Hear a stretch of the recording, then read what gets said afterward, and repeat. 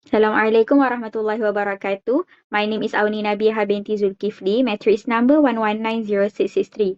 Today, I'm going to share my experiences while learning integrated case study subject.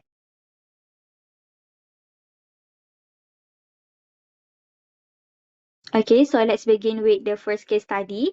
For the first case study, we discuss on several problems that arise from a construction of a community complex in a rural area. Okay, when reading this case study, there were actually few questions that come to my mind. For example, like which parties are actually at fault and which parties are actually must be responsible for all the problems that arise during the project. In overall, the first case study taught us on the importance of accountability, in which every person must be responsible for what they have done. In the Quran also has mentioned that during the day of judgment, each individual will be held accountable for all of his actions during their life.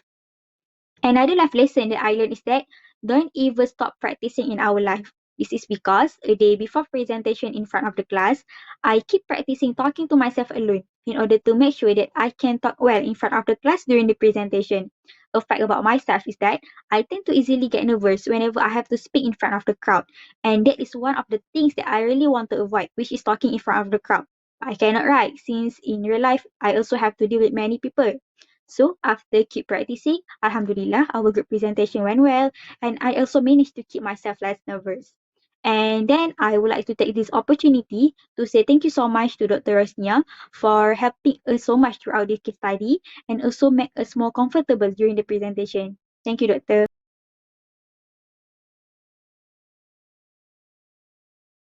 Moving on to the second case study, where we have to do analysis in any one of PN17 companies. To be honest, I never knew that this term exists until Prof. Mustafa mentioned it during the class.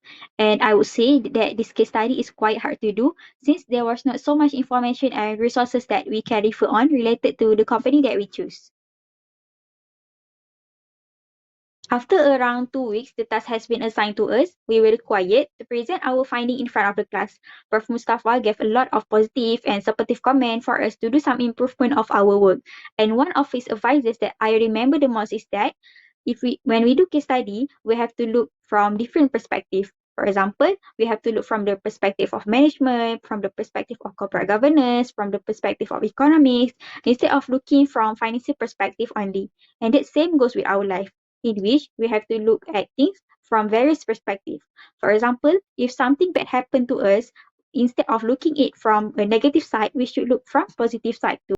This case study also helps us to practice on our critical thinking skills because we have to understand, we have to analyze, we have to reflect on the situation faced by the PN17 company.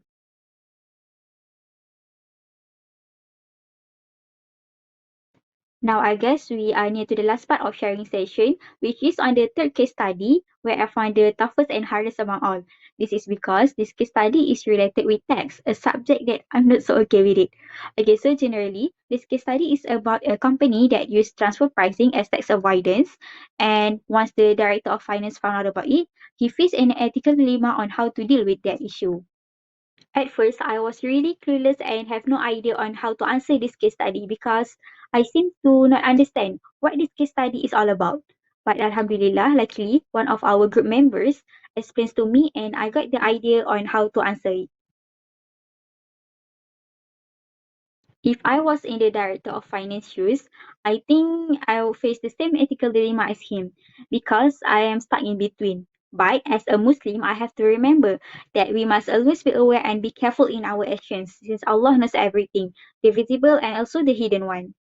This case also reminds us to always choose a good leader that will lead us. And lastly, what made me enjoy this class is that Dr. Mimi always gives short tazkirah before starting the class.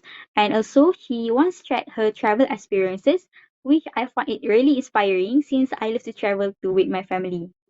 So to sum up, I enjoy learning this subject even though it is quite stressful at first. However, from the help from all the lecturers, Dr. Rosnia, Prof. Mustafa, Dr. Mimi, and having supportive parents and also having great teammates have made it easier throughout this semester. So that's all from me. Thank you.